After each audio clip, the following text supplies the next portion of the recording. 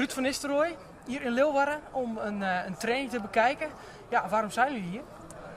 Nou, we zijn hier uitgenodigd door Cambuur Leeuwarden voor een dag met de cursus Coach Betaald Voetbal. We zijn hier met alle cursisten en docenten om een training bij te wonen die ook gedeeltelijk wordt gegeven. Nou, niet gedeeltelijk, die wordt gegeven door Sipke Hulshof en andere cursisten van onze groep. En verder hebben we nog de hele dag gesprekken hier en workshops hier vanuit de club. En nou, ik ben benieuwd. Ja, een training dus die jullie gezien hebben van Sipke Hulshof. Hoe deed hij het? Ja, tot nu toe heel goed. Geassisteerd door Timo Klompen en wie nog meer eigenlijk. Ja, nog twee meer.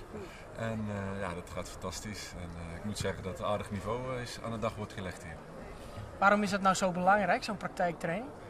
Ja, goed, voor ons zijn dat momenten. We staan niet elke dag voor de groep als eindverantwoordelijke.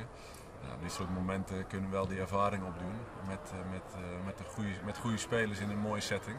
Dus dat is voor ons is dat een mooie ervaring. U bent assistent bondscoach. Hoe gaat het met de cursus?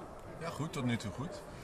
En als assistent natuurlijk fantastisch om dat mee te maken, om die rol dingen op te pikken.